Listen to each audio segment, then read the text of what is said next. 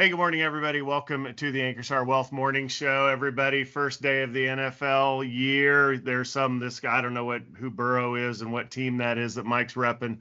Okay, maybe I do. But, Raiders, it is the Raiders year. I'm just have to share something out real quick because I said to myself, what headline can I get if I have the Raiders winning the Super Bowl? So I said Raiders winning Super Bowl this year, and yeah, then I got that. And then the top story is sportsbooks face enormous liability if Raiders win the Super Bowl. And then it's on the Texas Tech Raider crap. So I mean, Oh my come on, gosh. man, no, not getting any respect. But you know what?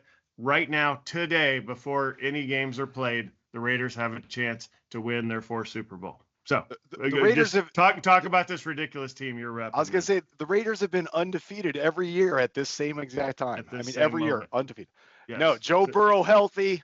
Bengals going somewhere this year. We hope they ride on Burrow, the highest paid NFL player's arm. So we're looking forward to that. I'll take the Bengals over the Raiders every time. Yeah, it's probably not a bad call. But the new haircut, new look for Joe Burrow, Jamar Chase. I don't know, maybe he plays or not this year since he's trying to hold out for some money. We'll see.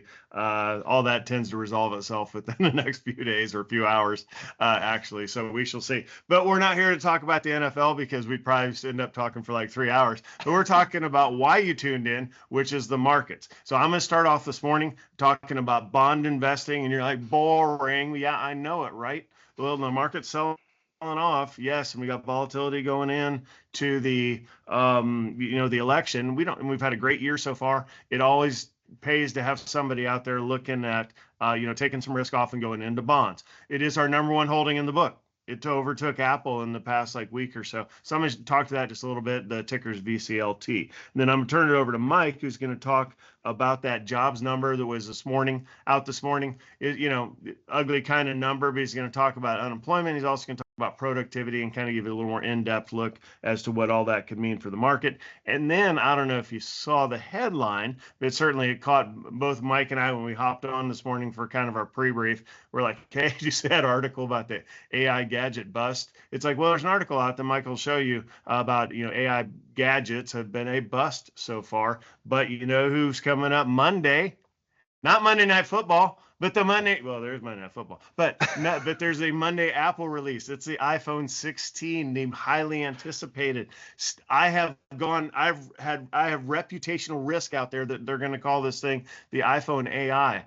They're probably not going to do that, but I still think they should. And if they do, I will be taking victory laps on Tuesday morning. You'll physically see me running around the studio here, if they absolutely do. But Mike's going to talk about, hey, maybe Apple gets it right. And you know what? Apple's up a couple percent today, or at least last time we looked. But that's what we have for today's show. It's an educational investing program. So you have to do your own due diligence for acting on anything you hear in this presentation. More disclaimer information is available at AnkerstarWealth.com, and the opinions expressed are Mike and mine alone. So let's go back to this pathetic Raiders headline and then click off of it, because that's depressing, over to VCLT. So the ticker I pulled up here on CNBC.com is the Vanguard Long-Term Corporate Bond Index. So kind of think back to the beginning of the year. CDs are paying 5.5%. We're like, okay, we're going to go CDs, right? We're going to lock it in for a year. We've been doing that ever since 2022 when the rates went up, right? Well, now that the Fed is forecasting that rates are going to go down, the market for those rates drops in anticipation of the Fed. So now when you go to buy CDs, like I talked about, I believe Tuesday morning, you're only getting like 4.6%. And you're like, oh, well, that's not as good. It's still okay for risk-free, but what's the transition you need to make as an investor? Well, when rates start coming down even before the Fed makes the official move. You want to lock in whatever you can for the short term, but after that, you want to increase the duration to lock in higher for longer, and you do that through investment-grade bonds. So we have done that. The fund that we've been piling into, this is a one-year chart. I don't know when we started going in this in earnest. That's not important, but for the past 4+ months, it's not a straight line up, okay, but basically a straight trend up. And you're like, Steve, this thing is where it's at in, December of 23.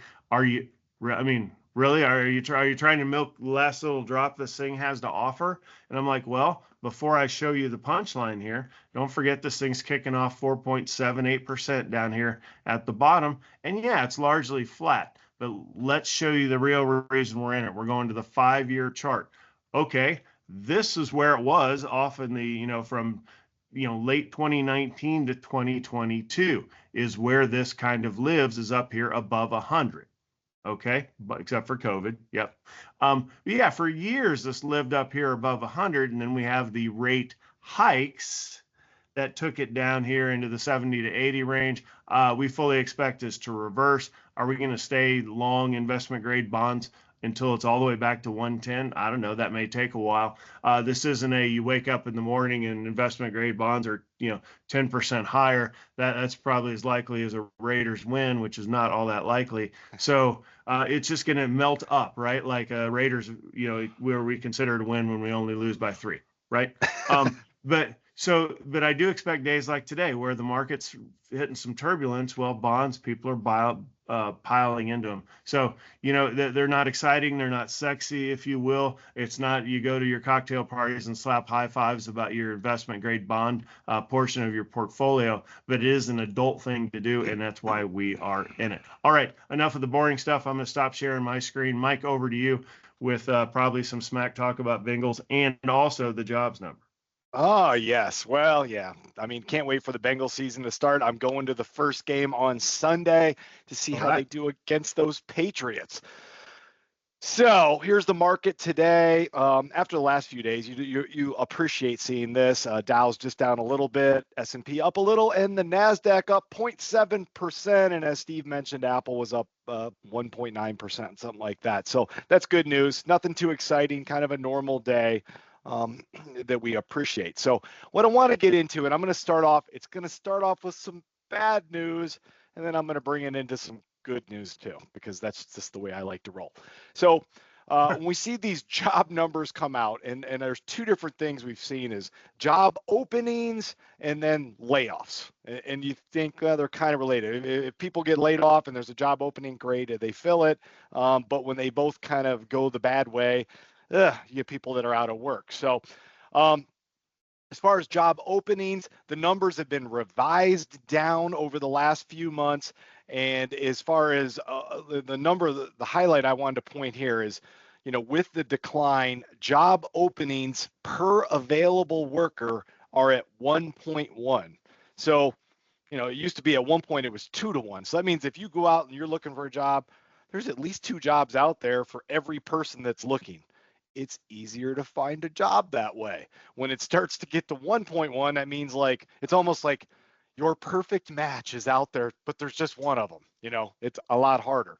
So if you were out there looking for a job, I definitely encourage you. The economy is slowing, but it will pick up, especially as the Fed starts cutting rates, and we'll see that trend change. So keep looking hard. That's all I can say.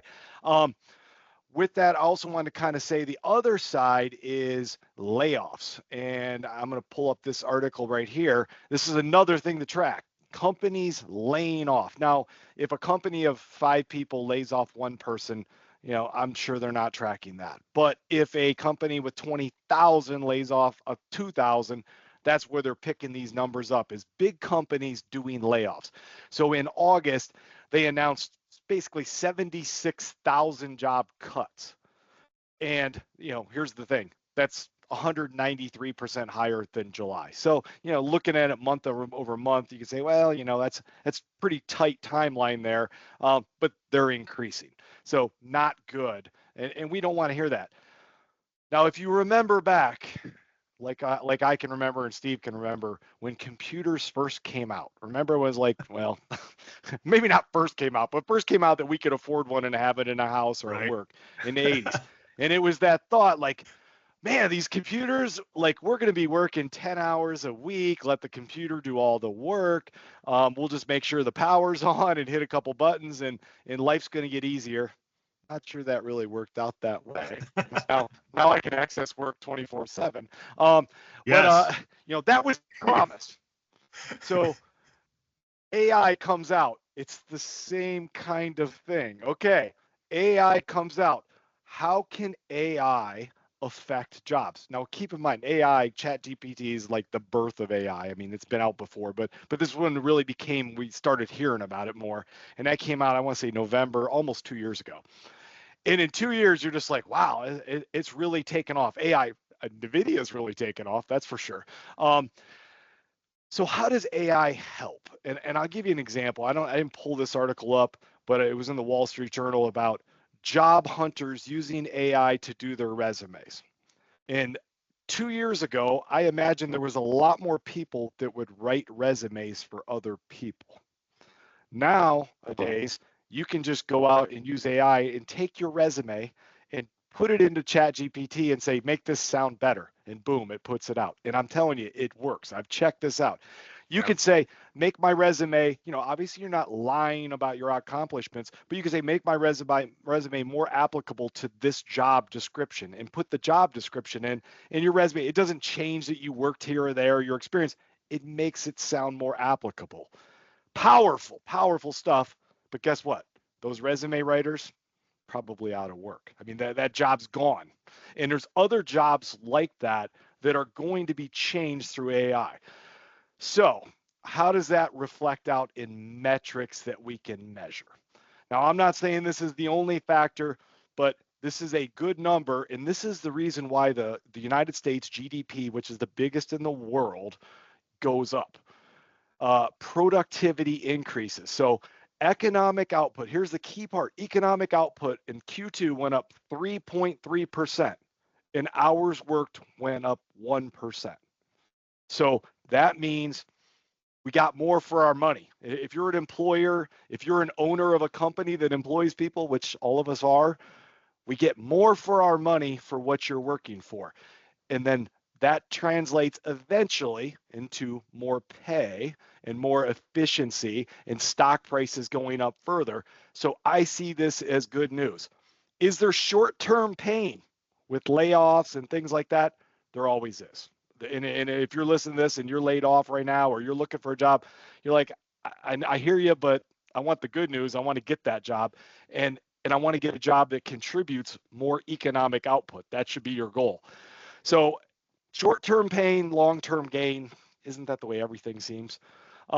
So let me get into more short-term pain, at least this article.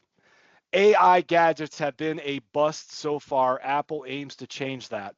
And Apple has been able to change things with, I'll call it, gadgets. If you remember back on MP3 player, you can listen to music. I got rid of my old cassette player. I listened to an MP3 player. Not a big change. When they said, we're going to dive into like iPads, I thought, what is that? Like a smaller PC and a bigger phone? Why would I use that? Now I use one. And then watches. I was like, I haven't worn a watch in like 20 or 30 years. I mean, I can just look at the time on my cell phone. Why would I need a watch? I don't have an Apple Watch, but I got a Garmin. But obviously wearable gadgets have taken off. So Apple has been very good at getting into these gadgets. Not all of them work, just so you know. But what's coming out? Monday is the big launch. They're bringing out the AI-ready iPhones. We'll definitely be reporting that on Tuesday, I'm sure, along with all, people's fantasy football wins, how the Raiders did, things like that. I'm sure everybody will be talking about Apple, but, that's where we're going. But in this article, they mentioned something that I had not heard of before. And I was like, oh, I got to look this up. They mentioned an AI pin. Now, I don't know. I can't say that I've ever worn a pin on my shirt, maybe a tie pin or something. But I was like, what's an AI pin? I got to look this up. Now, I do not own this product. I just learned about it this morning. But they have the AI pin, which is your AI assistant that goes along. Now, this is not Apple. This is somebody else. Keep in mind, Apple's a good fast follower to make things work. They are. But this is a pin. Now, notice in the pictures, it's only females wearing it. I don't know as a guy if I get my pin out, but maybe if it's really cool, I would. But you have your own personal AI team that walks with you with your pin. So, Steve, had you heard of this before? I have not, but I'm dumb enough to buy anything that Apple puts out. So if Apple puts one out, I'll have one to show as soon as I get it. So this is actually an example where they said this is an AI gadget that's working so far. It just hasn't caught in the trend with us yet, I suppose. But exciting stuff. AI augments your skills. I mean, I'm just saying, whether it's work skills or even personal skills, AI can augment that. Now, can they go fix my air conditioner that just broke? Not yet. But, but when things like that come out, it takes a while for it really to go mainstream. It took 10 or 20 years before basically everyone had a PC. It took years. And it could be the same thing with this AI or whatever comes out.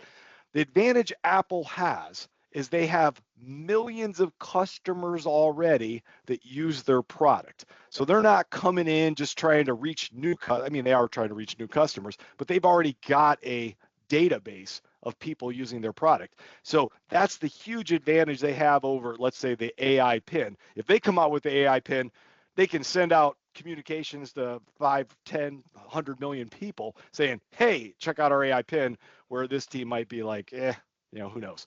So we'll see what Apple comes out with on Monday. We'll definitely be reporting this out on Tuesday, and Steve and I will probably be buying ours on Wednesday. So that's what we got. There you go.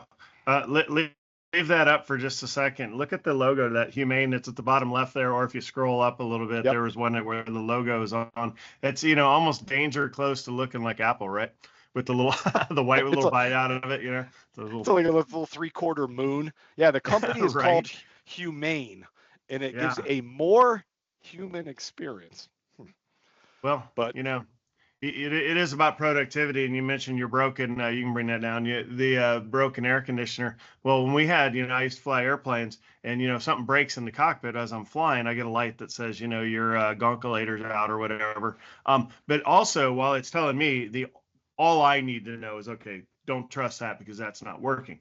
However, the data dump and feed is all getting fed back to the op center while I'm still finishing my mission and figuring out where I'm going to land and what I need to do and all this stuff, to where, they know what port, they get all the data, they know what part it is, they know what it needs fixed. So maybe AI will help fix your air conditioner when they tell you, okay, it's this part. Not only is it broken because it's hot in here, right, but here, this is the part you need to replace. So we shall see. But also, one other thing, Mike's always spitting wisdom.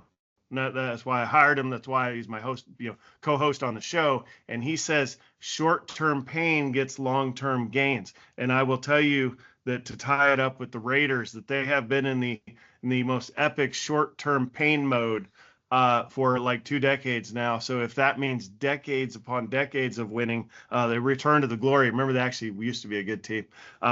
Anyhow. Or your thesis is flawed. Maybe short-term pain just gets more short-term pains until you get early draft owner. picks. Did I just say that? New owners? Short-term pain gets you early draft picks. Is that what it is? Drafting tight ends when you already have a tight end you just drafted. I digress. Good luck, Raiders. Good luck, Bengals. Good luck to your team out there, and especially your fantasy football team, if you're dumb enough to crush your own time by doing all of that stuff, which I am, so I can throw that spear. With that, we will have fun watching the game tonight if you watch, and we will see you guys back tomorrow. Bye.